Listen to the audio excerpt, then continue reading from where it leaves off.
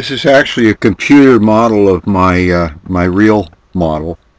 My real model is an FMS 55-inch electric with an 18 by 8 ABC electric propeller, a 6-cell battery, 4400 milliamp, and this has the same settings and everything on the same type of radio, a Futaba radio,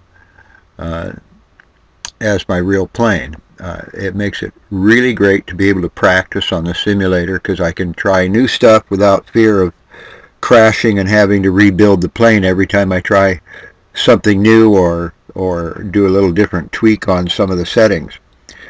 The center of gravity is neutral at the leading edge of the bottom wing, which is about, well, it's under 20% forward of the mean aerodynamic chord center of axis.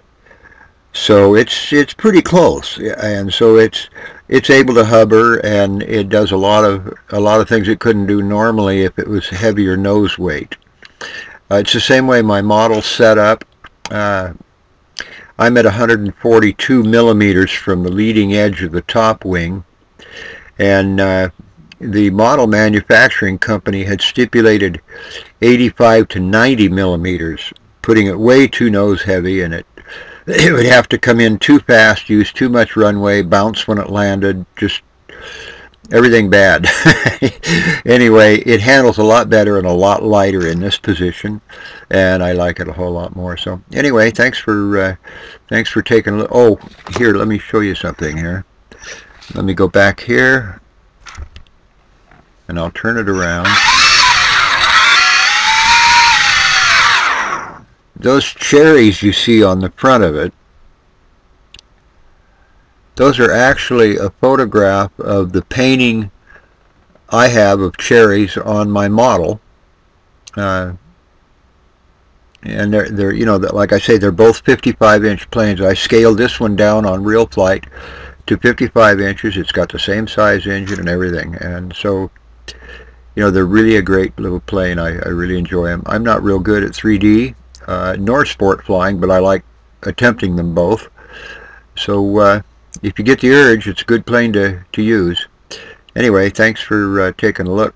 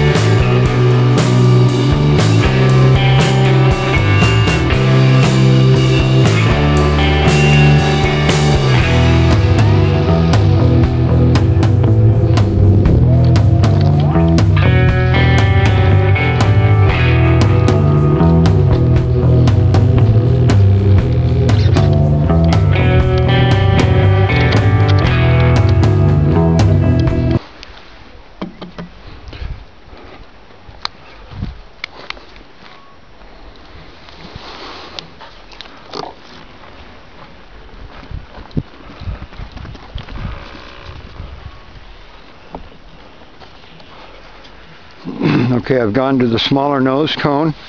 I'm using a 2.5 inch. I've mounted a pilot in there, so a little extra weight there. I've gone to the metal gear servos for rudder and elevator.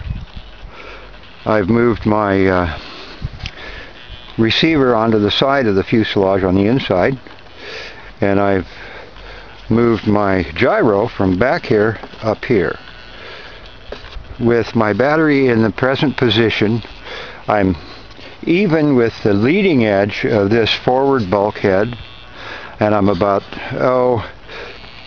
I would say right at 3/8 of an inch, between 3/8 and 7/16 of an inch past this hole you can see here with the back of the battery. And that gives us a center of gravity right about here, just above these screws, which is 142 millimeters. Everything works perfectly. It has excellent control, flies much better than what I can do. So I think that's where it's going to live. I enjoy it. It does the knife edges and the spins. I'm going to go to a little more authority on my elevator, and I'll change that spin then to a flat spin, but it's doing everything exactly the way it's supposed to do it right now, and I'm just tickled. So thanks for watching.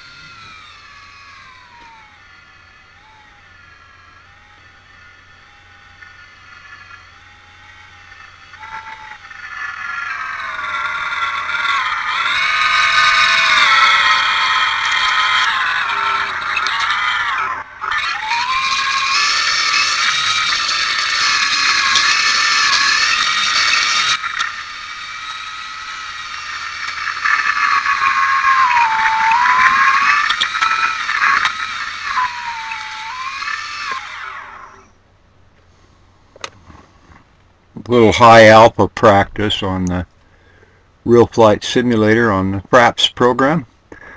The frame rate on FRAPS tends to be a bit jerky, and it tends to slow down the original frame rate, so you have to fly with that in mind. But other than that, it does a pretty good job.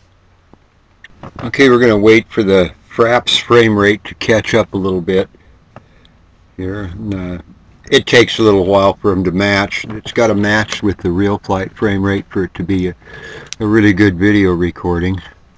Let's we'll get up here and take a walk up to the plane.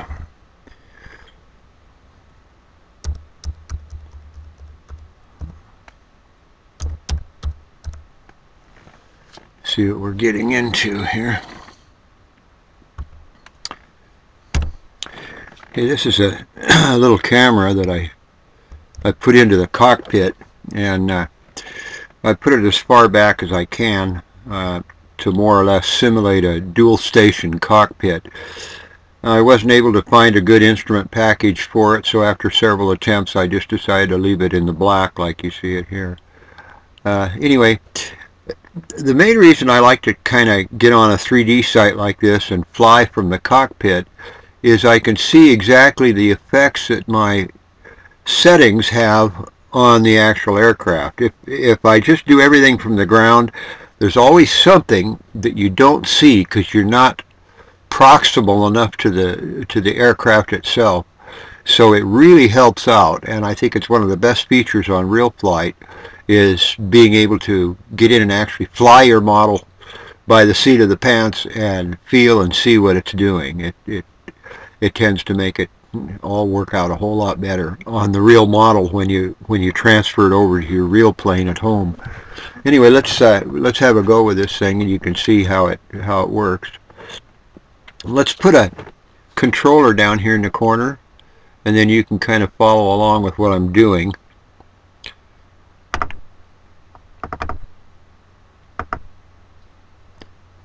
There it is. Okay. Now I'm flying on high rates. That's this switch right here. Okay. And this knob isn't effective at this point because that's for flaps on a plane with flaps. This guy here is for smoke. We won't be using any. And this one here is a 3-position switch, normally for camera positioning. However, I've changed my camera position so that it works off the rudder itself, and that way I've got full function to be able to tell what my ailerons are doing, so I can check those. And in the case of a real airport, you could excuse me, idle a plane up to the line there, and then you could check down the runway, see that no other planes were coming before you took off. In the case where there wasn't a tower available to help you do such things, but you still check anyway. So let's get this thing in the air, and I'll quit talking here. It's just like taking a real plane off. You know, you allow the tail to come up as you taxi down the runway, and as the tail comes up, gradually begin to apply throttle as you reach airspeed, and the plane will just come into the air. I've already set this one up, so it's not going to be very telling, but the main thing you want to look for is smoothness. It wants to hold its position well. It doesn't want to be jumping up and down. It doesn't want to be twitching from side to side. It doesn't want to be drifting left or right. It just wants to be right where you put it. A lot of guys will trim it at this point to fly level at a given speed. I don't. I want to use the throttle, and I want to use the elevator. I always like to have a little slight up pressure on the elevator when I'm flying. Otherwise, if I trim it to fly level, what I've done is I've given it up elevator trim, and what that'll do is when I roll the plane over inverted, it has a tendency to cause the plane to nose down. of course, because you have up elevator, and your controls are reversed when you're upside down. But this way, you're pretty much neutral in both directions, and so your wing overs and other maneuvers are going to be made smooth and normal, and it's a lot more enjoyable flying experience.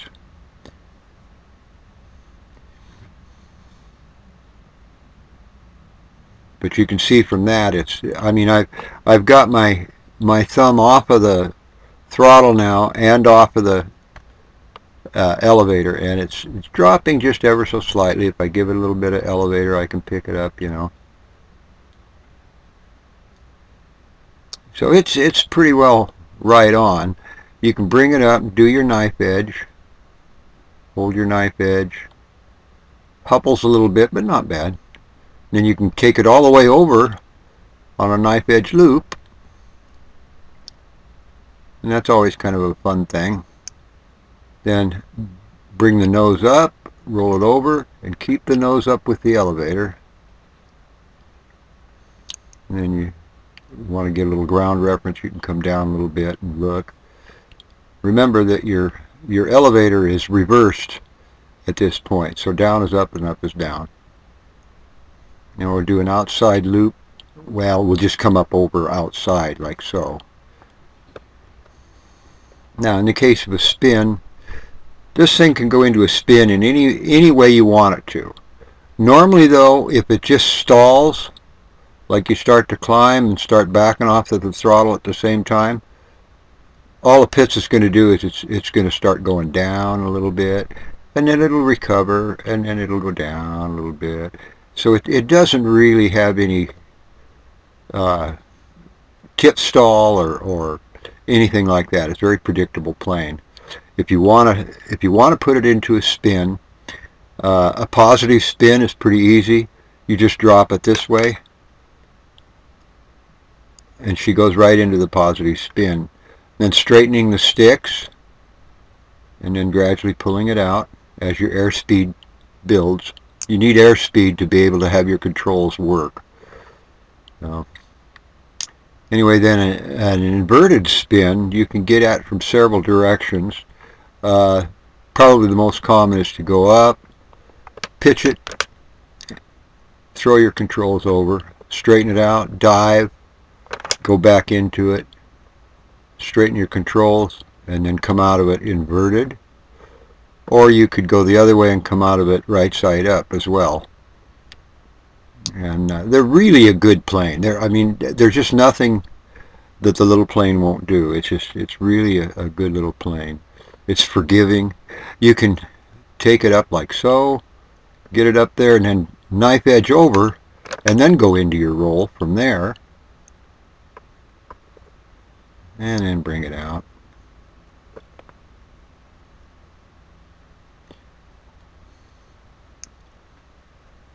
But I really like the plane. They're very predictable. They're pretty easy to fly. They're quick, but they aren't so quick that you're going to get yourself in trouble. They give you plenty of time to think about what you're doing and everything else. You want to do a low pass over the runway and come into it this way. Just kind of come down into it. We're going to do a low fast pass.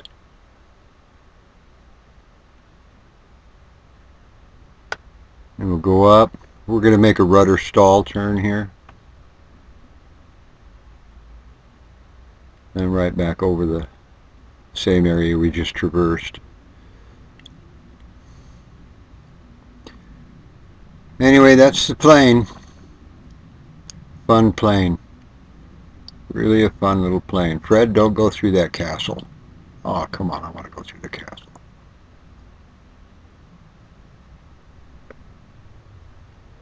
Anyway, she does well.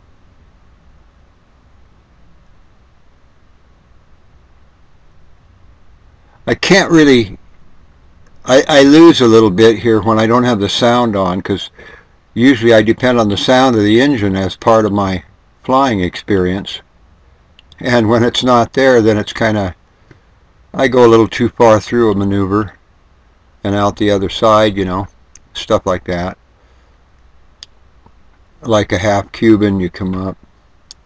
A lot of times I'll go too far on that and be doing a knife edge the other direction, you know, when I'm out of it, just because I can't hear the plane. Half Cuban reverse. See, I went a little too far there. But I go a lot by what the sound is doing, and without the sound it makes it fairly difficult.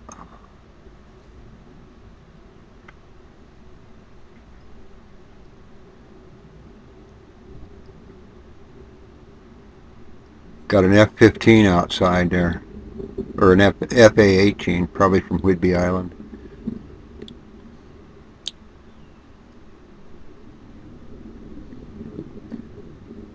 This is one of their combat practice areas over here for training new pilots for combat. And we'll go ahead and set her down here. Basically, you're a little bit above dead stick when you come in. Just kind of let her settle in there. You can come in fairly fast with the Pitts, and they like a little faster landing. They're tail dragger, but they're a real short wheelbase, so you need to keep that elevator up and keep your throttle engaged just a little bit the whole time you're landing. Bring it down to the point of stall, and as the plane is about an inch from the runway, go ahead and finish your stall and let it settle in, and then give it a little more throttle, and it'll just kind of go on up the runway. Otherwise, it does want to kind of counter rotate, and it's not a good feeling. You know, you just, anyway, we'll idle back up here to the sock. It's not really hard to see out of, so you don't really need to do a serpentine taxi at all like you would with, say, a Stearman or something like that. Anyway, that's the way that works, and it's really a good way of making sure that the settings are just exactly where you want them.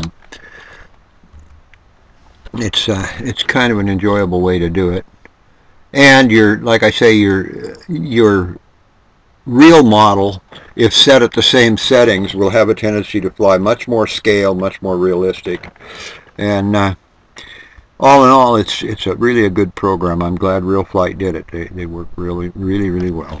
Anyway, thanks for taking a look.